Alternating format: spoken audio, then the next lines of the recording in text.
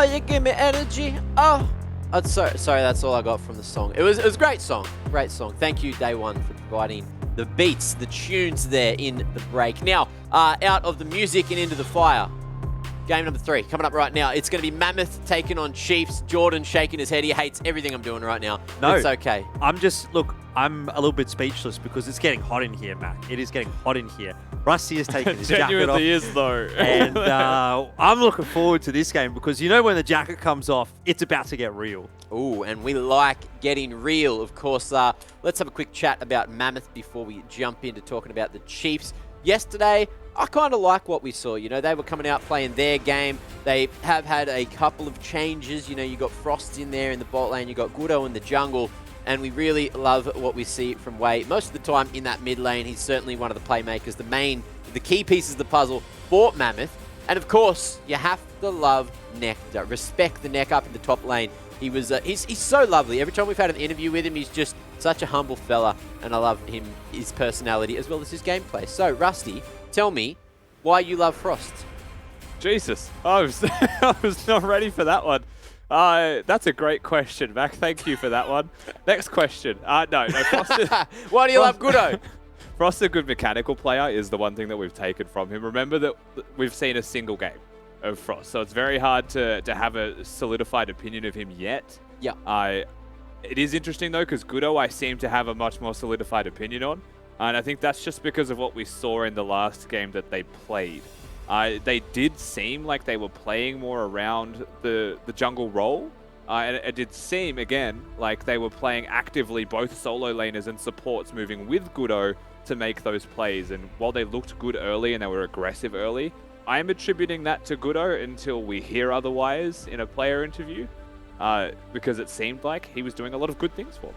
Well, there you go. Now, Jordan, I'm going to ask you about the Chiefs. You better be ready because I'm going to ask one question, make it seem like I'm going to ask why Draku's so good looking. Now, tell me, Jordan, what's going on with Kisei?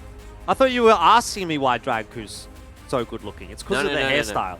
What's going on with Kisei? I don't know, man. He's just gaming. He's gaming hard, I suppose, hoping to see him pull off some more Lee Sin shenanigans today because that was exciting to watch. And I feel like Lee is one of those champions that you really have a lot of skill expression on. So if Kisei is up to the task today against Mammoth, that'll be exciting. But across the board, I like the Chiefs. I felt obviously that their run in the playoffs was probably a little bit more so where we pegged them to be than what they were able to achieve during the regular split. So it was a good sort of end to the split for the Chiefs, and I'm hoping that they're going to be able to continue to build upon that as we come into this week. And, you know, obviously yesterday's result was, I suppose, a little bit disappointing, a little bit heartbreaking for the Chiefs because it, to be honest, looked like a game that they had all but won until they didn't.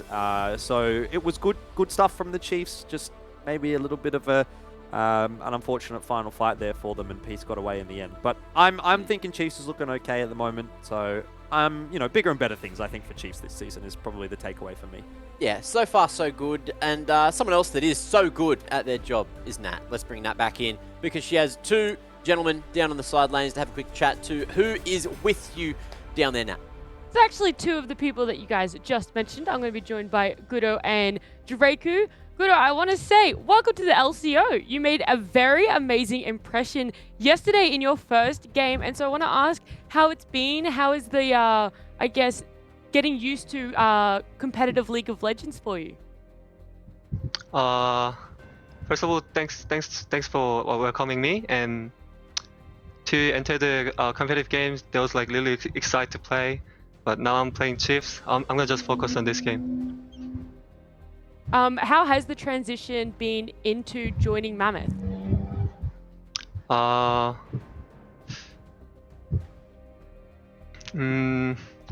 be honest, like I was like joining the competitive games, but in the split 2, there's like lots of team made a roster. So I didn't think there's like lots of team I can join in for the split 2, but Mammoth was the team I can join it. So I was just running into Mammoth. You've definitely made them look quite strong already. Now, Draku, speaking of strong, you guys looked really good yesterday up against Peace. Unfortunately, you just fell short. So what are you guys looking to change in this game to get that win? we're just gonna try not throw our leads again, and just fix up our little like communication issues. We definitely think that yesterday we should have won, but like we're frustrated in the moment, but now we're all chill about it, and we're just looking to start a win streak here.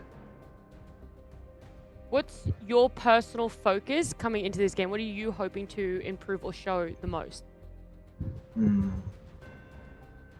I really don't have anything to show. I kind of just want to like, I guess just develop as a team and just use this as practice. But like, I think Shinky's improved, so I'm kind of worried he might lane gap me this game. I'll be keeping my eyes on the bottom lane then. And Guru, the last thing that I wanted to ask is, what are your expectations for yourself in the first round of this split? First round of this split, I want to make it the leaderboard like really with compared to like last leaderboard. We are at the bottom side, but after round 1 finished, I want to make everyone surprised. I hope to see that from you guys. I'll let you go so you can get ready for the game. But thank you both so much for joining me and good luck. Thank you. What a beautiful couple of fellas. And it was good to get a bit of insight there from Goodo as well. Finally hear from him. Oh, next time we get him, Nat, because I have a question, a burning hot topic, and it is, how did Goodo get his name? That's all I want to know, because... I'll quickly write that one down. Just in case, you get him for the post-match. Not sure if you want to recycle the same person again, but, just for next time. Beautiful. Thanks. Next time I get him on, for sure. Amazing. Love your work, Nat. Now, let's have a quick chat about who's going to win. All right, do we think it's Mammoth? Do we think it's Chiefs? I, in particular, do believe it's going to be Chiefs, and this time I can go with my drag coup bias, because I love him, not only as a player, but as a beast, as a human, as a damn powerhouse. I was going to say another word, but it's probably not appropriate for broadcast, so managed to snag it. But I love him. I love him dearly. Now, here we are. So, clean sweep from us 3 in the Chiefs camp. Are we seeing Chiefs all across the board from the 6 of us? We are. I wonder if we're going to get upset or if it's going to be all A-OK. Any thoughts on this, Rusty? I mean, it's hard to say that we would see an upset, but once again, like, to reiterate this one more time, the bottom of the table is a threat right now. So it's entirely possible. It does still require the Chiefs to play well, but what we saw of the Chiefs yesterday was them playing very well until they lost the game, and that's just peace team fighting for you. So I have high hopes for Chiefs in this one that we won't see an upset. What about you, Jordan? What do you think is the way that Mammoth can get into the game? That's an interesting question, Mac. I don't know if you did that on purpose or not. But if there's a will, there's a way, and if there's a way, there's a will. I'm not sure if that worked out as much as I'd like it to have. But yeah, I think Wei has been an interesting prospect, actually, for Mammoth. Last season, I felt like he was one of the strong suits when he can get on the champions that he wants to get on. Sometimes. I think there was that one Talon game that didn't work out too well for him, if I remember correctly. But then you also have to think about the Yasuo game where he really popped off. So I'm kind of going to be keeping my eye on that mid lane, see what Wei can do. He was on the Kiana yesterday, and that felt like a champion that was very much within the wheelhouse, the kind of champion that he wants to play. So that's something that I'm going to be looking for again today to see whether or not he can get onto those comfort picks and sort of try to take the game away from the mid lane. But, I mean, just across the board, I mean, you look down the list and the Chiefs just do look a little bit too strong pound for pound. So I'm not holding my breath for this one, unfortunately, Mark. I think what I need to see, we are getting closer to Champs Select, so I'll put my 2 cents in, is maybe that Ez ban, at least for Mammoth, just to stop from Mboma to get his hand on it, because he's pretty damn good at that champ. Yep, Ezreal also a very good champion in general. I would like to see Ezreal as a priority. It's hard to say that you have to force that as a ban. I don't know if Mammoth are blue side or red in this game, but if they're blue, then I would rather they first pick it. Then ban it away. But I do agree with you, Mac. The priority should be there, for sure. Alrighty. And do you think that this could be the game we get to see Gwen? Because it's been banned first 2 games of the day. I'm still waiting, but I'm just assuming it might just be one of those red side bans. I hope so. I'd like to see it for once. Like, maybe teams just don't know how to deal with it in Oceania, but we've seen it dealt with in other regions, so the recipe exists. I wouldn't mind seeing it. Okay, now I just have a quick announcement for everyone at home. I did, in fact, get my DoorDash HSP. It wasn't made by DoorDash, but it was brought by DoorDash, and that's what we're here for. And I'm full. I'm happy. I'm not hungry. I'm satiated. some would say. I'm very full, and I haven't had a HSP in a while, but I'm on that comfort food going into tomorrow, just making myself as comfortable as possible. And I'm on that bulk. I'm on the dirty bulk. You know, you love to see it, Rusty. You probably actually hate to see it because you don't believe in the dirty bulk, but sometimes things just have to be done. Clean bulk all day back. Come on. Clean bulk, maybe. I'll consider it going into next week. But for now, we're eating what we want. And what I want to eat is Mammoth and Chiefs. Time for Champ Select. Oof. I'm not sure how Mammoth and Chiefs are going to feel about that one, Mac. But anyway, we'll just pass that one by as we head into the Champion Select. Good luck getting through Dragku as well. Good luck getting Gwen through as well is probably the way that I want to go here, because again, we've got another Gwen ban, and unfortunately, you won't get to see it, Rusty. Yeah, as much as I'd like to, my personal feel on the champion is that it's just insane, and it is a risk to leave that one open. You have to be like supremely confident in your counter to it to have a chance. It does mean that this is the likely first pick though from the Chiefs. At first pick Ezreal, just a strong champion. You'll be looking at Mammoth on the other side. If the Ezreal is locked in, to try and get that Rumble perhaps to their comp as well. Take something away from, you know, Direwall's even calling it the Exodia, but Rumble just a high priority champion that should be looked at, and you could probably pick it with the Karma, but they're not because they're Mammoth. Yeah, I mean, Ezreal left open as well for the Chiefs feels like you're sort of dangling the carrot in front of the horse, and of course the horse is going to try and chase the carrot. In this instance, Mboma, he wants that Ezreal anytime he can get it, especially now in this meta, and it's once again been given over to him, so that's one comfort champion already picked up for the Chiefs, and no surprise to see them headed in that direction. Lee Sin prioritized, obviously, for Mammoth. You mentioned that being an interesting choice. It is a flex, you know, it could go really anywhere, so there is that to sort of speak to. The same for the Karma, which means at the moment, Chiefs don't really know exactly what they're going up against in terms of lane assignments at the very least. Yeah, and Kisei was a supremely confident and a very clearly a highly mechanical Lee Sin player as well. Loved the pick and went for all the big plays. So I don't mind Mammoth choosing to take that one away. Right now, of course, you've seen the set, which has been doing very well in top lane. I don't think it's lost a top lane matchup today. Oh, sorry, yesterday. I forget about earlier today. My memory is fantastic. Vayne is actually the choice here, Jordan, and that is dangerous. Yeah, I mean, it is. We don't see Vayne a lot anymore, but I've always felt like Vayne's been a pretty interesting matchup into Ezreal, just because she can turn the fights on their head pretty quickly and has the ability to dodge a lot of the damage that Ezreal wants to output. So I don't think it's the worst of choices here for Mammoth. Specifically for the matchup, it's actually very good. Vayne has often been seen as a soft counter. Not necessarily that you win at level 1, but like at one item, there's no dueling potential for the Ezreal, right? The Vayne just wins. The Vayne also has the potential of side laning, where the Ezreal wants to be grouped and throwing poke out. So it's just a very different dynamic that we're going to be seeing. And once again, because it's a Vayne, I'm expecting more of the Karmas and Enchanter bot laners, something that has a bit more presence down there and some wave control. So I think that is just the bottom lane of Mammoth locked in with that Lee Sin.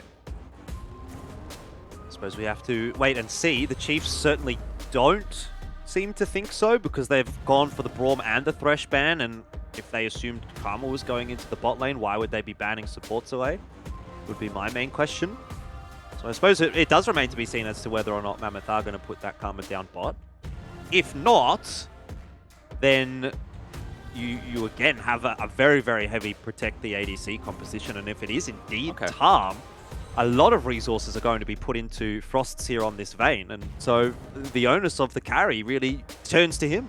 Yeah, it does so far. I'm hoping that Wei has a champion, perhaps. Or Nectar, of course, if they're going to emphasize some kind of split pushing. But the fifth pick here for Mammoth has to be a counter, has to be a very strong champion in its own right. I don't think you have the right to play a protect the Vayne composition and think you can get away with it. It's just so dangerous. But, you know, the Tahm Kench, I don't mind it. It's decent into the Leona stuns, right? It's got a lot of potential for at least the laning phase, and Karma Vayne mid-game is going to be quite prolific and do a lot of work, but you have to remember what you're up against, right? That's a lot of range. A Zoe Ezreal composition's a lot of potential damage. So we're waiting for that fifth pick. Sai on the hopper. We all know where that one's going to go, which will start to put some of the other pieces of the puzzle in the place. Wukong, though, another one that can be that big, beefy front line at times, but more so looking towards the crowd control and the space provided from the ultimate, from the Cyclone. Definitely assists the Vayne in terms of being able to just play around the edges. I don't mind it from the Mammoth lads. It's a lot of physical damage as well. Like, yes, they have a Karma, so they have damage mix. And one thing here as well that is important is that the Chiefs don't have a lot of tanks. They do still have a Set and a Leona, though. And if you're a mostly physical damage composition, even if your Vayne is doing true damage with a Kraken Slayer build and the Silver Bolt procs, the rest of your team's not doing damage anymore.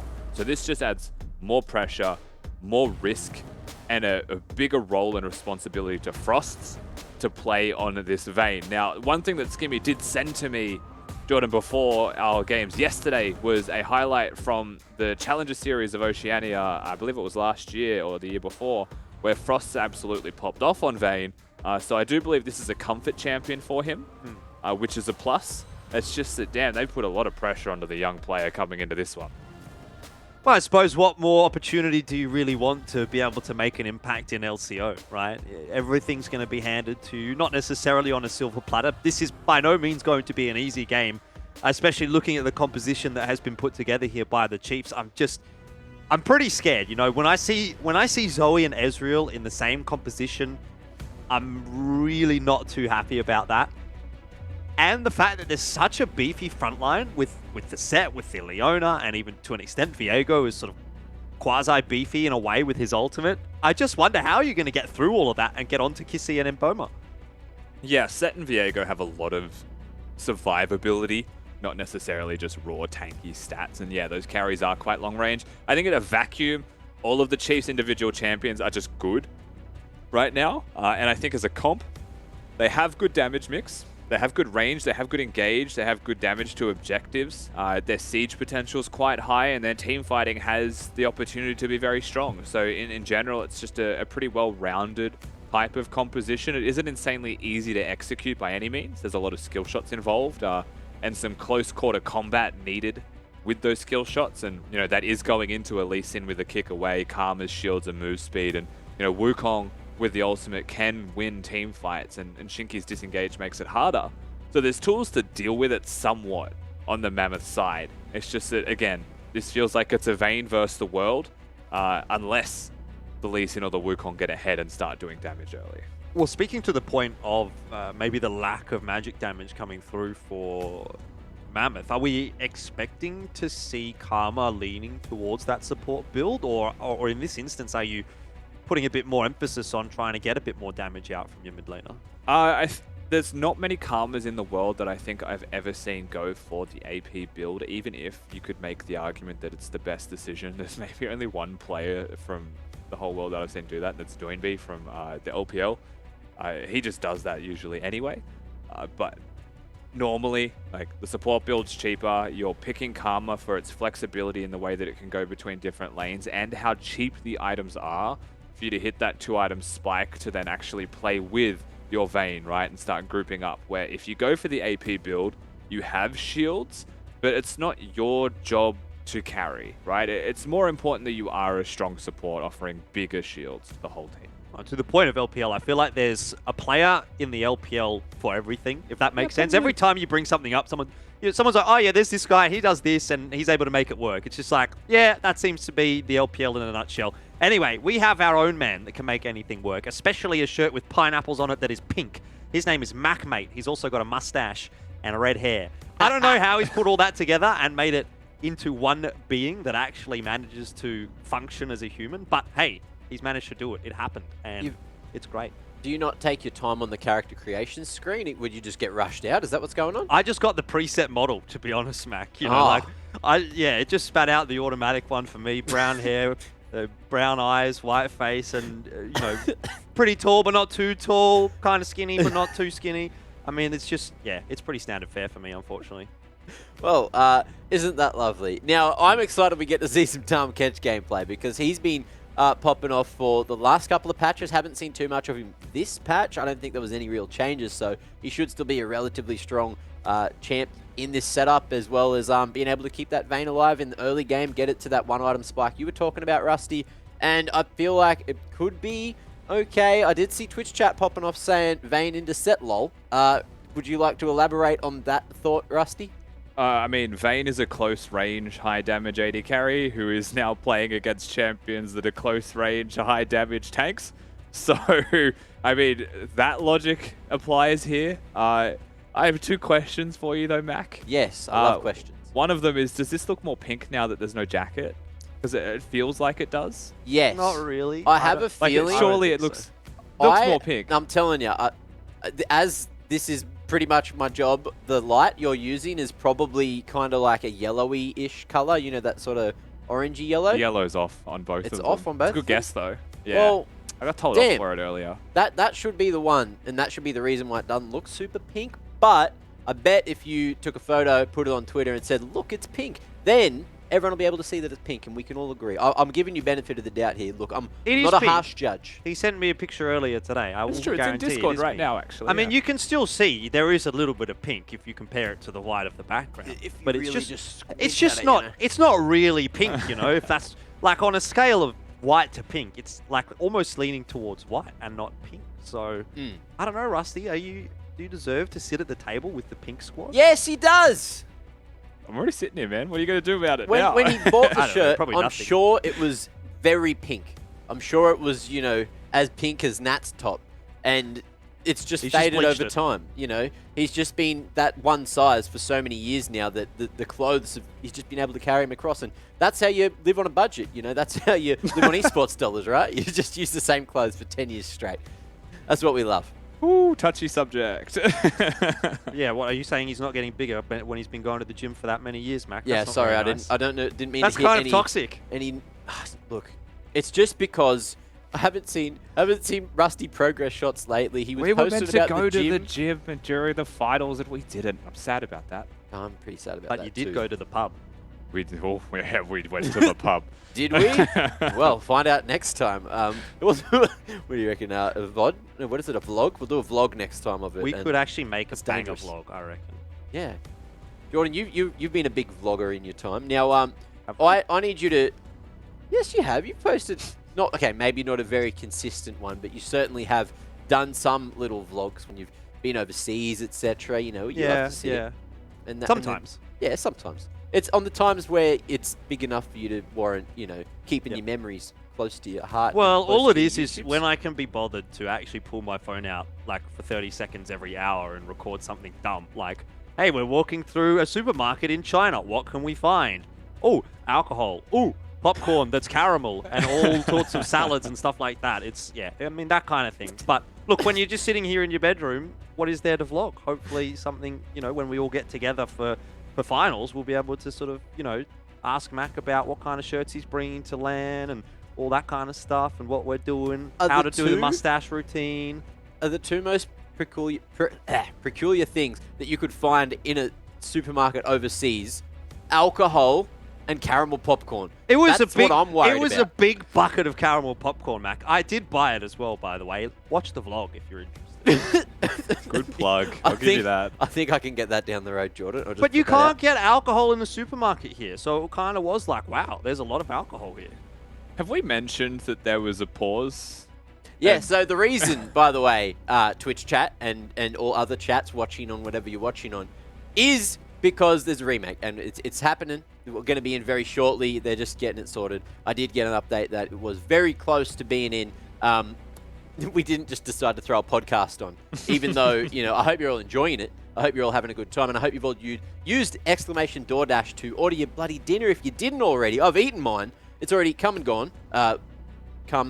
It's inside me at the moment, so it hasn't gone yet. But look, Mac, what? what have we talked about? Can't Well- say stuff like that on broadcast, mate. Can't say what? Don't worry about it. Use the hashtag LCO to get involved in the conversation. Let us know your thoughts. That's the one. And if you want to Pepe D, is that the little The This one? dancing That's Pepe, a little that right? one. If you want to get your little groove on, sorry, I'll do it on the full screen. Here we go. Yeah, like that one.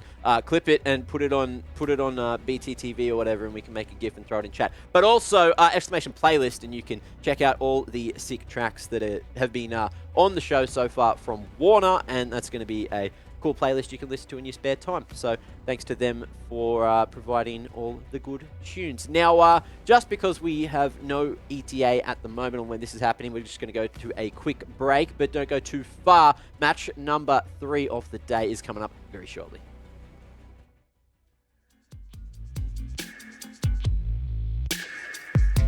Not wanted, not wasted. The way out, you down, but the way down to your heart. You're broken right from the start. For no one to tell you, they feed you the lies. No wonder they don't work. They got you. Something in the way. The words they always say. There's something in the way. The words they always say. Right from the start. Right from the start.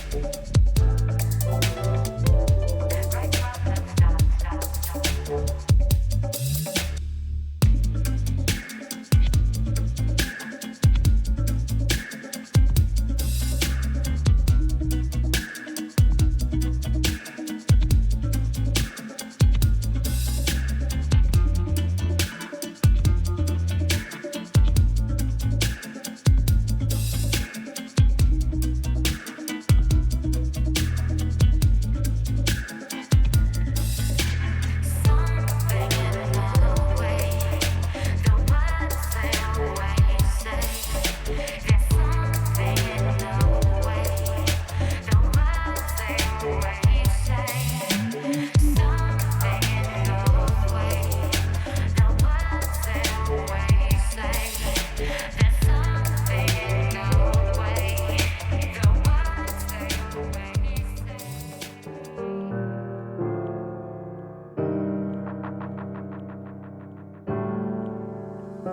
Throw me aside at the end of the game. Turn your back cause I call your name. Another love gone bad again. Bad again, bad again. Slam the door as you curse my name. Toss my clothes on the open flame. Another love gone bad again. Bad again, bad again. Well, I'm glad that it's over, cause it can't hurt anymore. Hurt anymore. And I won't look past my shoulder, cause it can't hurt anymore. Hurt anymore. Then it's already done. Now you're on your own, hope you feel the pain of your thoughts inside, driving you insane. Now another love gone bad again.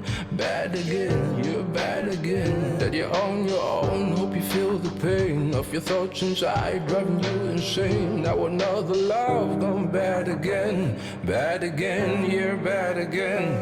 Well, I'm glad that it's over, cause it can't hurt anymore. Hurt anymore. And I won't look past my shoulder, cause it can't hurt anymore. Hurt anymore. And it's already well, I'm glad that it's over, cause it can't hurt anymore. Hurt anymore.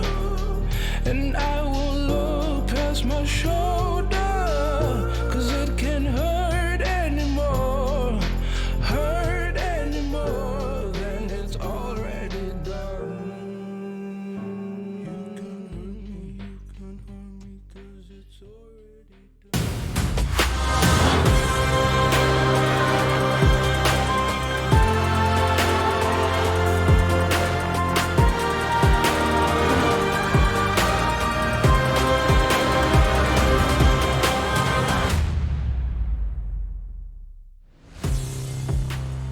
So anyway, Rusty, I said to the lady, of course you can take those photos of me and post them on social media. I'd love that. Anyway, we're back on. We were just sharing gym stories, guys. But look, it's almost time to get back into the action. I had a good day. I actually did get approached to get some photos taken of me today, and it was humbling. I was like, the oh, gym?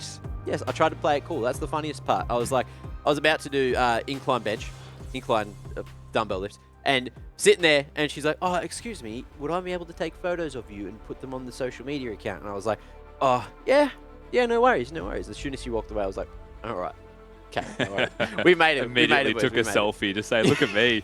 Yeah. Yeah, must be looking good today, hey? Now, look, back to the game. Of course, this game is going to be a banger. Hopefully, everything's A-OK, and they're just smashing it through draft right now, so we should almost be back into the Rift with all the damn action, and we can see some crazy games, especially in the jungle, of course. We've got a bit of Lee Sin action. I thought that might have been headed towards mid, but it was Karma that went there, so this is what I like about Lee Sin at the moment. You can play him in at least 3 different lanes, if not more, if you want to go a bit experimental in bot lane. But what are your thoughts on that? On Lee Sin in the bot lane? Lee Sin, I don't know if I like that. Lee Sin in general, and tell me what would make him viable in the bot lane. All right, you listen to me, Mac. There is no reason to take Lee Sin in the bot lane unless you're trying to do something fancy and fun. I do like the fact that you can flex him, though, in top, jungle, and mid. But if you're going to put him in the bot lane, I don't know, you have to do something like, I don't know, Leona Lee Sin. That could be kind of fun, I reckon. That could potentially work. Probably not in a game of this environment, but you could make it work. Well, we can play a bit of flex later and maybe try it out, you know? Center Lee Sin? Like, alternatively, make Lee Sin a ranged champion, and then I would see him in the bot lane pretty easily. Yeah, he's a ranged champion. He's got a Q. He's got range poke. Yeah. Can't range poke every minion. Yeah, yes, you can. Do you want to do support? Is that the... Yeah, I'm talking Lee Sin support. Well, I mean, in the Lee Sin Leona discussion, it was kind of just like wham bam. Yeah, because you lost me. But okay. Who cares about farming minions when you can farm champions? Look, there's a little bit of range with AoE on the E. I think that's pretty safe. You jump away to your support, just out of range with the W. Look, we've created the meta here and now. It's or perfect. You can use your W before you go in, so you mitigate the poke damage when you farm the damage. Look, absolutely perfect. It's like you've so played easy. Lee Sin before. So I have a name easy. for the podcast now. It's called Surrounded by Play-by-Plays. Well, that was probably the nicest way you could put it. Really good news, guys. I got good news. The game is ready. We're going in. I'm jumping out. I'll see you after the game. Thank you very much, Mac. It's been great to chat with you. Bye, We'll see Mac. you in a minute, and we do jump into the game. I'm disappointed personally because I was enjoying the podcast, but I hope you guys are happy. We get to watch the game, and Rusty, things looking pretty standard fare across the board here. Nothing too crazy, no invades, nothing like that, and we should have a good game here for. I mean, obviously we've all predicted for the Chiefs, so just to reiterate that they are coming back in as the favourites, and hopefully Mammoth are going to be able to pull something off and maybe pull up an upset, because that's where all the excitement comes from. Anyway, I'm going to continue monologuing because I don't even want to hear from Rusty. We had about half an hour of him talking on the podcast. It's time to talk to Jalal, who is from Mammoth, and we have another coach interview. So it's good to talk to you, Jalal. How are you feeling, and how's things in the Mammoth camp at the moment? Hi. I think we're all a bit nervous coming into it, but we all wanted to make an upset like last year. Last split 2, where Mammoth did beat Chiefs a few times, so yeah, definitely keen for it. Awesome. Well, looking forward to sort of watching this game play out, but I want to take a step back before we talk about this game specifically, and more so just have a bit of a chat about Mammoth as a whole, because obviously there's been a lot of roster changes for Mammoth. So I want to know what the conversations were like in, between the splits, and how these sort of roster changes came to bear, and what the expectations are, and how you think that's all going to sort of pan out. We were just experimenting with players and finding players that actually were better than the former roster players. So yeah, simple as that. Yeah, pretty much. That makes a lot of sense to me. Any learnings that you sort of took from Split 1 as well? I mean, I know obviously it was a rough split, I guess, for Mammoth, but was there anything to sort of take away from that, and anything that you're looking to sort of implement coming into Split 2? Just in general, a big learning experience for everyone on the team, even coaching staff and everyone else. So yeah, players, coaching staff, yeah. Awesome. And the final question I have for you is a little bit more on topic for this game in particular. It seems to us that you've put a lot of priority towards Frost's on that vein this game, right? Obviously, he's on a comfort champion, at least so we're told, but you've also got the Karma there to assist, the Tarm Kench to assist. So does that feel like a lot of pressure to be putting on just a single player coming into the LCO? Yeah, it is, but I think I'm confident that he can do it and he can pull through. Awesome. Well, I hope to see him being able to do that as well. Thank you very much for the chat, Jalal, and best of luck in the game. Thank you. All right, Rusty. Not a whole lot going on so far in this one, but good to hear the thoughts of Jalal from Mammoth. And yeah, what's been going on? Anything to really note? No, nothing massive. I was actually admiring the confidence out of the coaching staff of Mammoth, and I think it's a funny contrast and juxtaposition to the rest of the players, where confidence is the one thing they've all said universally they need to work on. But hey, that faith starts with the coaching staff and trickles down, so that's nice to see. The one thing that kind of stuck out to me, just in the way that the junglers pathed, was that Swaith did go for the more traditional full clear. You can see the 4 extra CS between them was the Krug camp difference, where Gudo skipped his Krug camp, did a smiteless or maybe a soft leash from the Wukong, and just went straight to Raptors. Now, if you're a Lee Sin player, you get the feeling that if you're not level 3, Raptors is a little bit poo to try and hit, but he does it at level 2, so he levels E second, WE into a full clear. I just thought that was interesting. I don't often do that path as Lee, so it just stuck out to me. But is now going to be a little bit delayed on his full clear compared to that of Swaith, who's a little bit more efficient for that level 6 clear. Yeah, it definitely does put you a little bit behind, but Lee Sin generally starts to clear the jungle pretty quickly and might be able to catch back up with a couple of good ganks. It's kind of getting to that point in time, level 4. Swaith and Gudo both still quite happy to stay inside of their jungles. We're not seeing anything too early around the map. Nice trade here from Wei. Gets the better of Kisei. There was an empowered Q right on top of him. And poor old Kisei running out of mana here as well is going to make life a little bit more difficult on that Zoe. So mid lane starting to lean one way, but not too far in that direction. Top lane on the other hand, 40 CS to 22 right now. Lived is having a pretty good time up there. Yeah, I feel like there was an opportunity for Nectar to trade just then. The Facebreaker was used for minions, but the gank's still going to happen now. Ambitious. Lived deftly avoiding the kick. That's rough. That's like, not only did the gank do nothing, Gudo walks into lane and takes experience away from Nectar, who is struggling. Look at the CS difference between both top laners right now, and acknowledge that the Lee Sin's done nothing to actually help that by going top. That's a shame. Wei copping a little bit back in his direction. Seems both of the mid laners have invested the teleport to get back. And ultimately, back to square one, where both players have a decent amount of HP, some mana in the back pocket. Wei does have the added benefit of the corrupting potion, so we'll be able to sustain a little bit better than Kisei at this point. Overall, though, nothing hugely to note. And Boma is a good player to sort of focus on for this game for the Chiefs, though. Again, back on the Ezreal, felt that he needed to have a big impact late game yesterday, and he wasn't quite able to do that. But on that champion that has just been so powerful, so dangerous this split so far, I'm expecting big things, to be honest, from Mboma. Mboma, it's interesting looking at the way that the Chiefs play around their AD carry, right? He is definitely a weak side AD carry. He's one of the few AD carries that is, I would say, more in his comfort zone playing on the weak side of the map. So Ezreal is one of the best champions for him, because one, very safe, two, can farm from a distance, and is hard to actually lock down and get those kills on. But 3 has very cheap item spikes for like the 1 to 2 item team fights that you start to come across with, and it allows Dragku to roam. So we can shine the spotlight on Mboma and see what he's able to get done. But usually we also look towards the rest of the Chiefs to say what leads can they generate while Mboma simply survives. Yeah, and I think that's very typical of the Chiefs. You know, they always feel like a team that gets the job done by effort from committee as opposed to just an individual stepping up and carrying. I think there's been maybe a couple of instances where you've seen really, really big performances from an individual, but for the most part, they don't seem to be that team that's going to really just smash you in lane and run away with the game. They're also going to do it in a little bit more of a slower pace. Tortoise in the hair, maybe the argument there. Speaking of, a very, very fast dragon coming through for Mammoth. Gudo able to more or less solo it on the Lee Sin, which is one of the benefits of Jungle Lee. But Lived is really just getting the better of Nectar in the top lane right now. Haymaker to add a little bit more damage as well. Yeah, he's been really enjoyable to watch top lane, actually. Gudo's going to be able to get the big Raptor at the very least. Kiso's going to snipe away the rest. You've also got Dragku moving up here now with the Viego, so this red buff will be contested. If Gudo goes for this one, expect to see Dragku hit the Zenith Blade to kick this off.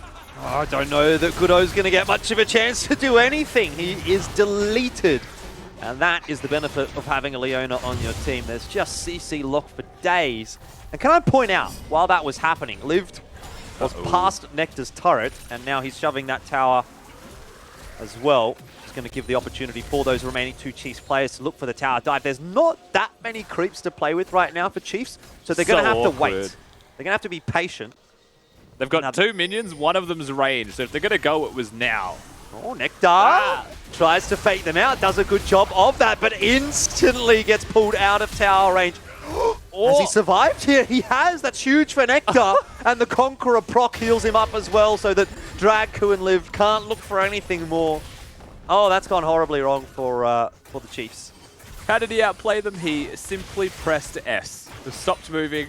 Dragku, thinking it was the clone, of course, Wukong fakes that animation whenever he stops moving, as if he has pressed the W, and just completely jukes them out. Yes, the set ultimate came through and it hit the correct target after the fact, but at that point, you know, there was no minions, and that was really poorly set up by the Chiefs overall. They tried to hold the wave, and they didn't want to wait the extra 5 seconds that it takes for a full stack of minions to come in, and they're made to pay the iron price for it.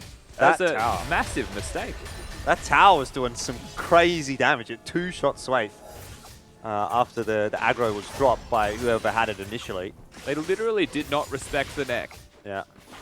It's a big win for Nectar. He was really struggling in that lane. Now has the red buff, has the kill, has a little bit of pressure release. Let's see if he can get away with another one here. This time the decoy going to be invested, and it might have not quite worked out for Nectar, but he's walking away. Haymaker, enough damage, and Lived also reaping the benefits of his own Conqueror. Will be healthy enough to tank that final shot. A bit of redemption there for the Chiefs, right? Return gang straight towards the top lane. It is important that Viego gets those kills early, gets towards his completed items, and just becomes a unit to deal with for the side of Mammoth. Of course, has a lot of potential to carry in this game of his own right. We've seen a lot of zoned Ezreal in bottom lane, so keep in mind while the play was happening top, and Nectar's able to get the 1v3 outplay, and Boma's been struggling. Gudo forced to flash away from the Solar Flare, does still have some running to do, but he'll get out okay. In the meanwhile, Swathe getting a fair bit done in the jungle now. 2-1-0. He's going to pick himself up a Rift Herald. So you'd have to say the early stages went all right for Gudo being able to get that initial dragon, but Swathe is starting to take over a little bit now. I mean, the trade was a Krug camp, flash and ult for a kill top and for the Rift Herald. We're watching mid. Kisei quite simply just kills him. In terms of skill shots that are connected there, isn't Zoe a fun champion? When you've got your unsealed spellbook, you're picking up some W summoner spells as well. Yeah. Quite easy. Find those kills. Kisei doing a good job in mid. But again, it's probably not at mid that we are going to really focus. And I don't even know if we've touched on it yet, but the heal taken for Wei now hopefully help him to survive a little bit. Obviously, that unsealed spellbook, going to swap that around every now and then. Could be useful. You know, you might get an exhaust later on in the game. That could be impactful, hoping to keep Frosts alive.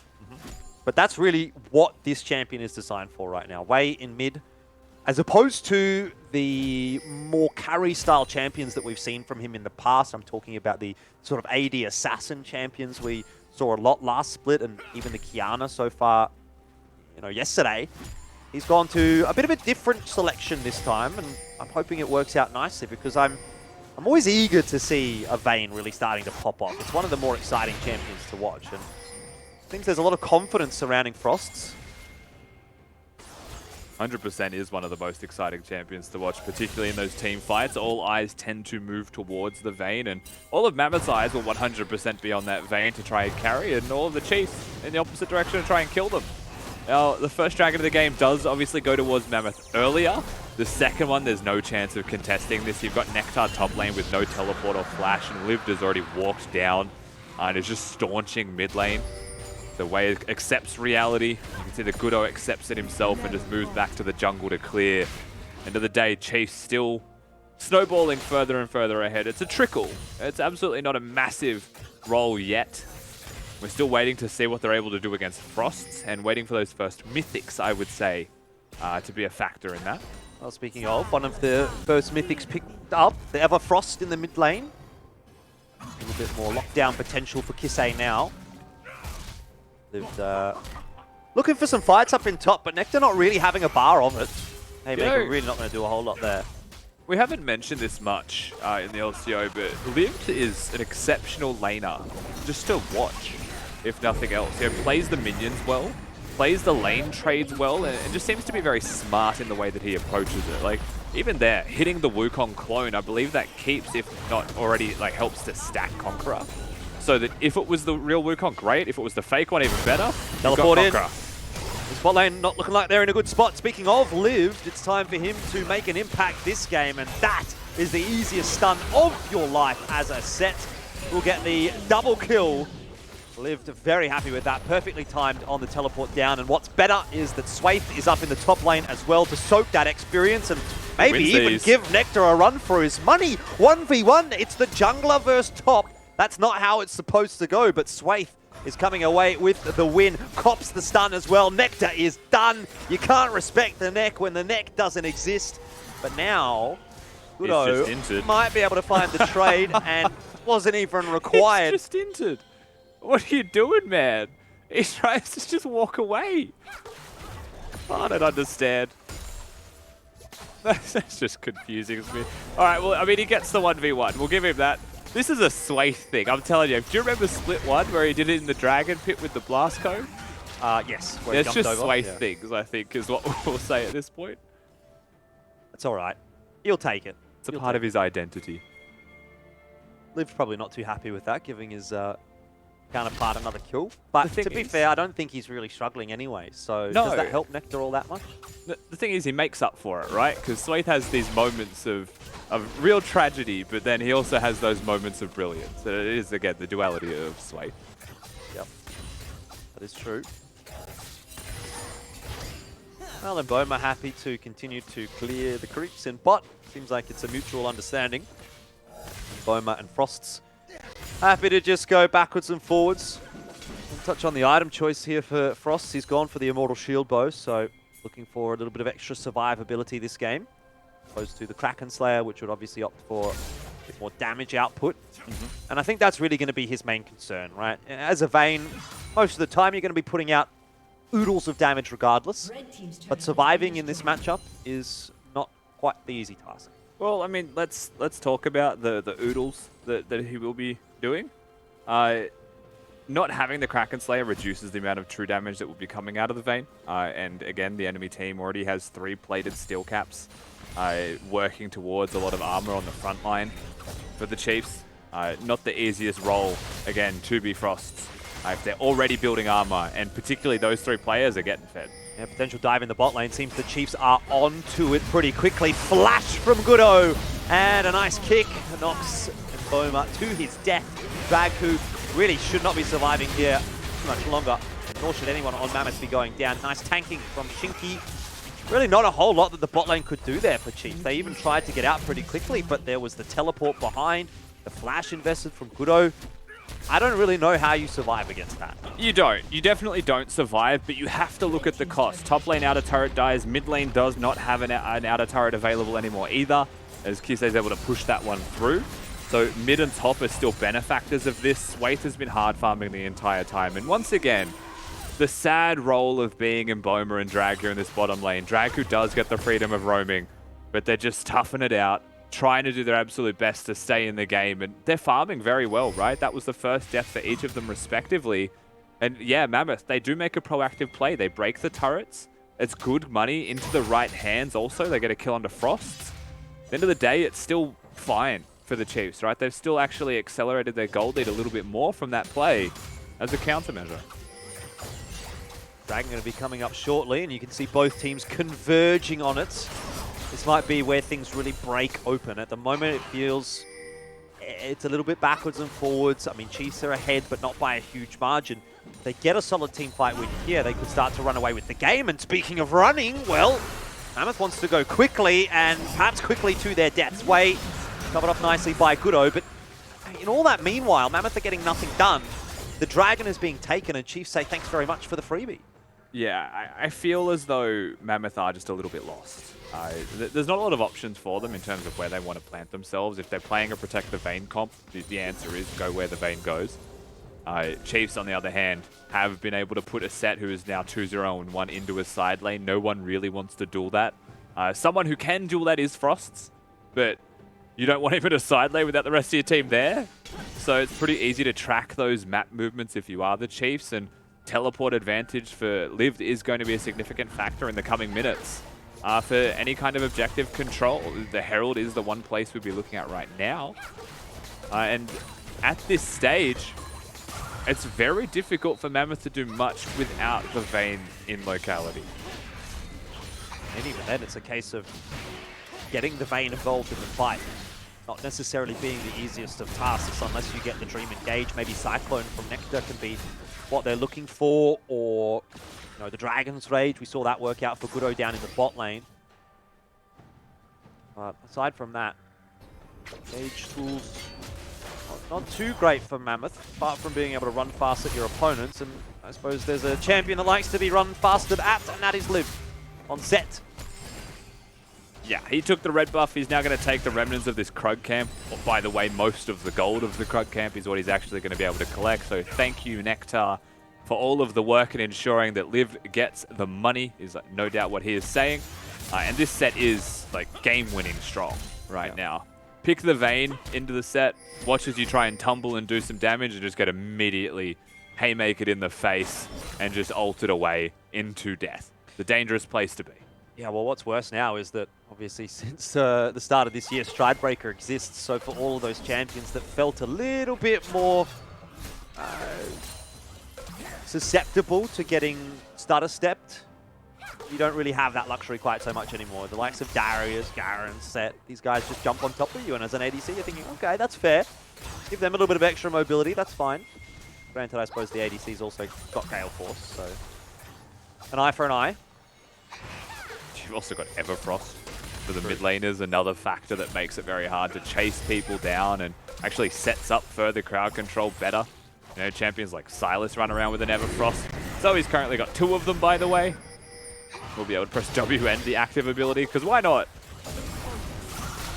Herald is going to break the inner turret. Doesn't get another charge here, unlikely. And inevitably Frost puts it to rest. So now the counter push from Mammoth, but running straight at an Ezreal, not a fun time, especially considering now Mboma has finished off those 2 items. He's queuing on cooldown. Do they consider this a 21-minute just straight up hit the Baron play? It's a bit immediately spotted. This is so risky. If Mammoth choose to commit to this one, Bubbles, Ezreal ultimates, and a Set ult to come in here. But they're sticking around. Semi-committed to it, and now Shirelia's is popped. Oh, look at that! Liv dives right in the back line. Huge haymaker. The follow-up is there. And Mboma with a double already, and they have just melted Mammoth. That was not the fight that they were looking for. Fantastic work from Liv. We said a couple minutes ago Mammoth felt lost. I think their only decision here was to try and take a gamble on the Baron. They got spotted so quickly by Chiefs being very vigilant. And then instead of backing away, instead of just saying, fair enough, we can continue to scale, Vayne can get to 3 items pretty comfortably and we'll be fine. They commit, they stick around. They weren't sure, do we disengage? Karma uses the empowered shield to close the distance. And Liv just says, let's do it, and goes in immediately. Wei currently separated from Frosts. The Karma and the Vayne at different points of the team fight. Nothing short of an absolute disaster for the side of Mammoth. Not really sure there's too much coming back from that. 4-2-2 now for Swaith, and Mboma grabs a double kill out of that fight as well. Big power spike for him, one would imagine. And Lived is looking pretty unkillable at this point in time. Gotta say, Dragku did hit a nice solar flare in there as well. I think he managed to connect that. So, give a bit of the support love around the place. But Mammoth found themselves in all sorts of problems, and now they're digging themselves a little bit deeper into the hole as well. Just seems that this game is slowly but surely falling by the wayside, and that sort of seems to be exactly what the Chiefs want, in a way, in terms of the way that they play their games out. It's like a slow, steady build until they hit critical mass, and then game's kind of over. And Chiefs are slowly getting there. I think that's been pretty true for Chiefs in general as well, right? They do love their team fight supports. They do love their scaling AD carry and junglers if possible as well. You know, the Karthus yesterday. We've got the Viego today, but it's been true in the past as well. You know, he is a Kane and an Evelyn player. Swaith, at least in the past. There was a bit of adaptation from the Chiefs come playoffs time, and they were able to make that run, but it was like a Sejuani and a Skarner in the jungle role. But it seems like we've gone back to the roots of the Chiefs in this one. And ultimately, you know, we are looking at a team that has now just scaled as a result of their opponents, kind of giving them the opportunity to jump in and take the free team fight. For me as well, so far, I will say, I think Liv has been the MVP of the game for the Chiefs. He's just had a very good all-around game and has been a major part of their success so far. Well, a major part of the success of LCO is someone that I want to bring back into the discussion. Mac, you know it's you. Come on, get back in here. I know. Oh! Mac, what's wrong? Mac, your mouth's not moving. Mac, don't let the people know. Mac's actually an AI. I'm sorry. I had to... his hologram stopped working anyway, whatever. It's me and Rusty, it's fine. We're real people. Look, I've got water. Real people drink water. What do you think about that, Rusty? Agreed. That's a bit of water. Why'd you have to flex on me like that? I mean, come on, man. I think they've fixed the bugs in the AI, so let's try again here and see if MacBot can come back in. And Hey! He's working. Hey, look there, he's working I just now. plugged myself back in. You know, I was out of battery, out of juice, and look, I too have some sippy on the water. You know. Oh! Now he's flexed it. He's done it again. It's just getting bigger and bigger. Wow. Well, is that the name of the podcast? Getting Small, a bit medium, hotter. large. what, bigger and bigger? Anyway, one quick thing before we go into the game is I just wanted to shout out to Nectar with the 1v3 outplay at that top turret right at the start of the game. Unfortunately, it's been a little bit downhill for Mammoth since that point, but it was just the best outplay I've seen in the wild. The old hit S, stop everything, and how about we just start everything as well? Let's get back into the game. Oh, that sounds like a great idea. Sick. Thank you very much, Mac. It seems like you're tuned in with the technology. I wonder why. I mean, it's like, whatever. Anyway. Dragon It's an AI for the joke, Chiefs. everyone. Yeah, that was the joke. Very, very happy.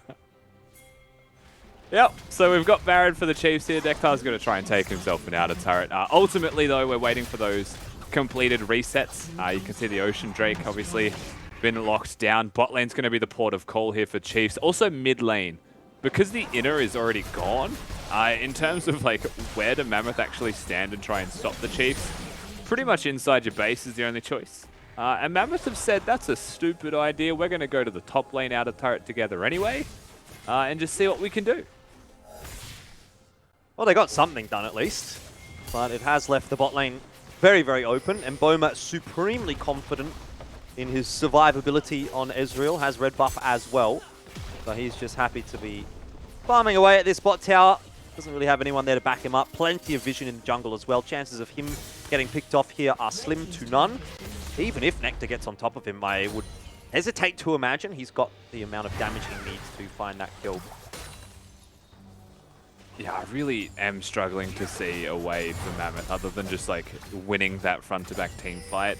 In terms of getting picks, you'd probably need a Lee Sin kick, and then we're at a point in the game where like if you were to go in as Goodo and hit that kick, you're dying. So it would just be a 1-for-1 as way off health teleport. Lived. Does not decide to try to continue the chase. He's there to provide a bit of presence. And again, we proceed with the 1-4 split.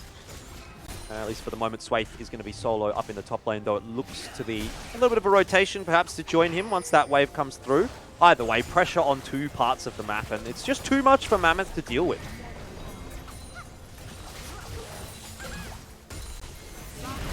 I expected more. They're going to look for it. Yeah, Cyclone doesn't even connect on to Liv. Now he's going to get chucked back into his team. It's the perfect champion. Exactly what you want. And Dragku follows up. Kisei and Mboma have so much room to work with. And Asleep connects on to Lee Sin. Doesn't even have time to pop. Wei tries to run away, but there is nowhere to go. Liv catches him. Who gets the freebie? So far, no one. It's actually taking a lot longer for him to die. In the end, it wasn't a freebie. Kisei died. But it doesn't matter, Rusty. And they're going to walk mid. They'll break the turret because it's so low already. Liv is just unbelievably tanky. And now they're going to be able to break 2 inhibitors, I would say, from this one. Frost's up in 7 seconds. I don't know if they want to contend with him just yet. Make sure you killed the inhibitor, guys. They're just sinking inhibs. You know, it's Mega Mind. Never mind. They're just getting inhibs late. They're going to back away with one of them. Oh, the game's still well and truly in the hands of Chiefs. Insurmountable goal difference right now, and not only a Mammoth stuck in their base, they have no way really to get back into this one with Liv as big as he is, as early as he is. Oh. Damn, they're not going to try. They're going to try. They're going to try, but is it going to work? Well, Liv still has Haymaker available. Look at that damage. That's unreal. Unbelievable. He might have almost gotten 2 there as well. Wei was 1 punch from death. Goodness me. Okay, they've taken down the raid boss, but for what? Yeah, Wei's the dead. cost of their singular carry. Goodbye, Wei. Have a nice little nap for 40 seconds while you think about it. But look, what more can you say, Jordan? That's the state of this game. They had an opportunity. That was a pick, right? That was 100% a pick onto Liv. And he just stands up and almost gets 2 of them. Yeah. That's the point in the game where you think, we might not be able to come back from that. Especially when your top tower gets taken down so quickly before you can even look at it. Still busy clearing the mid wave. Chiefs are going to take another reset here. Slow and steady wins the race seems to be the mantra right now for the Chiefs. 1 minute away from an Ocean Dragon, and if Set was a problem before, he's going to be an incredibly big problem after they get the Ocean Soul. Mm-hmm. There aren't many times where I would say this is a forfeit angle, particularly not in a competitive game because that is poor form, but if they get an Ocean Soul, I mean, let's be honest here, right? It's a bit of an FF angle. They don't really have a choice, and it means that Mammoth have very limited options. One of them is continue to fight your opponents until the game ends, which is highly likely that after one more lost team fight it does. Try and maybe go for the Ocean Drake while they go for Baron, but they're not going to do that. Option 3 is try and force the Baron while they go for the Ocean Soul. But because they have absolutely zero control over the map, the Chiefs get to choose what they want. And you could just put Mboma down here to solo the Ocean Soul while 4 people handle the rest of it at Baron if Mammoth choose to go for it. Which they are. This is giving me a sense of deja vu. Once again, we seem to be watching the same play from Mammoth. This time it might be even worse. Solar Flare and True Shot Barrage, not too effective, but when the fight begins in earnest, and there comes Lived, there will be problems for Mammoth. He's got the Haymaker. Wei dropped, so too is Shinky, and the rest of the cards in this very, very unfortunate house of cards will fall very quickly for Mammoth. And that's that. That's the game, Rusty. There's nothing really to be said for Mammoth. It was a desperate attempt at a Baron, but there's really only so much you can do against a set that's 7-1-3, followed up by a Zoe that's 7-1-9, and an Ezreal that's now hit 3 items.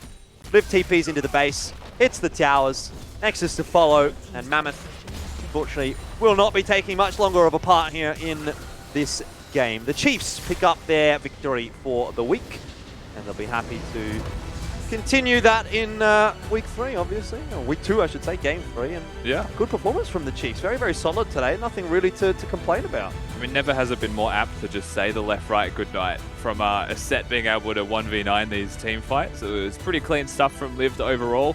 Chiefs just played very standard, good League of Legends. Something that you want to see from them anyway, particularly when they go up against the Mammoths, who are touted to be towards the bottom of the table, right? You want to just have a good, clean game and show no weaknesses.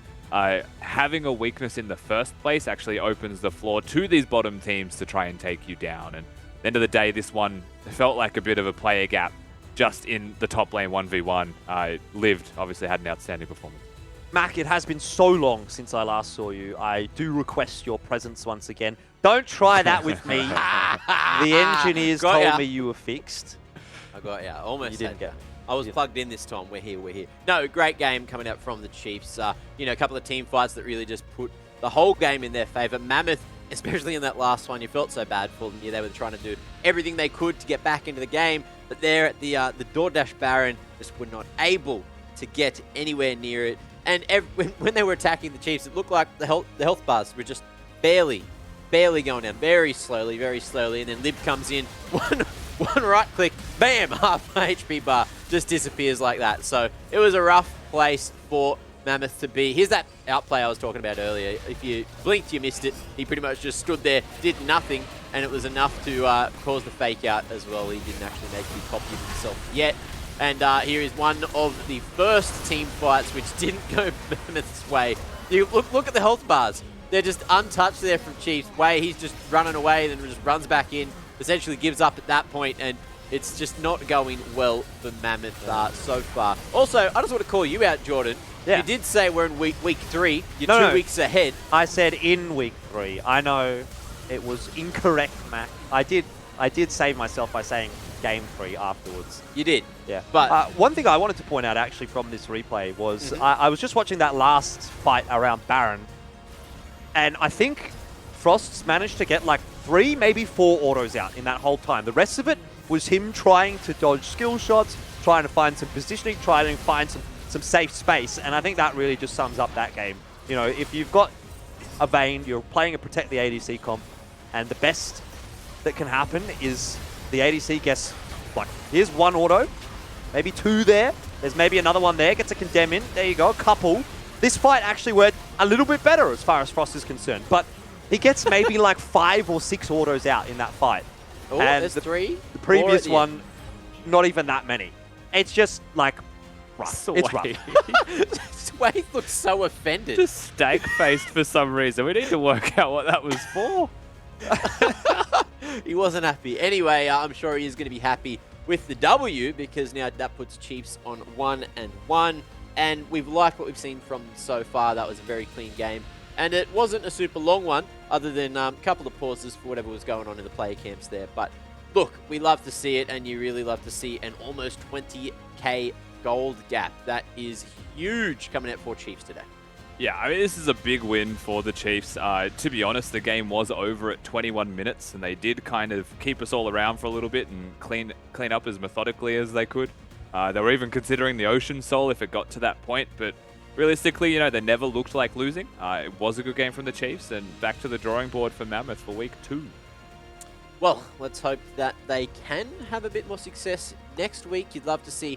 we've already seen improvement from a lot of the teams that were on the bottom of the ladder towards the end of Split 1. So coming into Split 2, really liking what we're seeing from them. Hopefully we can see more improvement from Mammoth going forward. But Chiefs, we've definitely seen a lot of improvement from them. And we have Nat down on the side lanes to let them know. Who do you have down there with you, Nat? Oh, I'm going to be joined by the one and only Lived, the man that you guys keep talking about. Congratulations on that win. I have to ask, how does it feel that you almost had a perfect game? You only had 1 death. Yeah, I really wanted that DoorDash voucher, you know, where the whole team was fighting for it the whole game, so I'm a little bit sad, but hopefully I get it. Do you reckon the DoorDash player that's delivered has added more fuel to the fire, and one of the reasons why you guys are looking so solid as a team right now? Yeah, for sure. Everyone's fighting for that. Everyone wants it. It's got them top priority. I love it. It's not even a competition about the other team. It's within the team. I do want to ask, though, how confident were you coming out of that draft? How confident are you on the set? Is that a comfort play for you? Yeah, for sure. This is probably my most comfortable champion. I think it's probably my best champion. So whenever I get the champion, it kind of just feels free. What has changed so much over the break for you guys? What did you focus on for you to come back looking so solid? Definitely our teamwork together. I think it improved a lot over the break. It's like been a bit of a problem for us in the past, but I think we've definitely improved on it over the break. Yeah, clearly shows there. And I want to ask about shot calling and what was going through your mind with the first fight around Baron when you saw Mammoth start it. Yeah, that was a bit surprising. We definitely thought they were inting a bit when they started the Baron. So yeah, looked as soon as they started the Baron, we're just like, oh, I guess they just lose. Well, congratulations again on the win, and I'll head back to the boys to see who really did win that DoorDash voucher out of the Chiefs boys. Well, do Surely. you want it straight? I wonder. Do you want it right now? I want to know if Lived got it. He seemed hungry for it. He seemed to be playing out of his mind just for this voucher. Well, it makes me proud to let you all know that it was Lived. No real surprises. He played out of his mind again.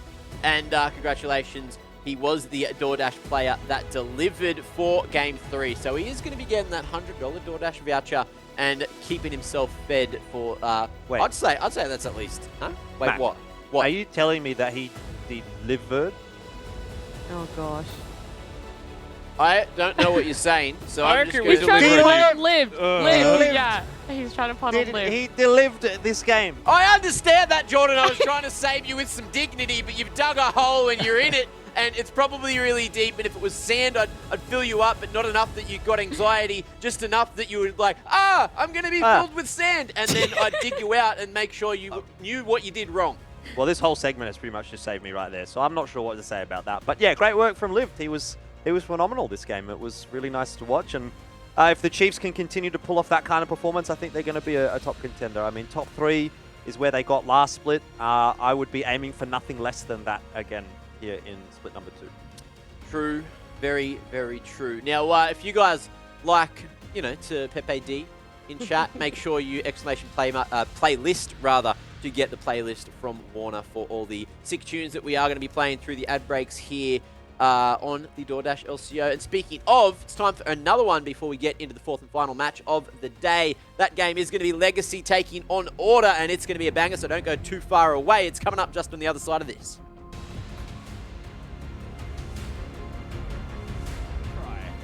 They're going to try, but is it going to work? Well, Lived still has Haymaker available. Look at that damage! That's unreal! Unbelievable! He might have almost gotten 2 there. It might be even worse. Solar Flare and True Shot Barrage, not too effective, but when the fight begins in earnest, and there comes Lived, there will be problems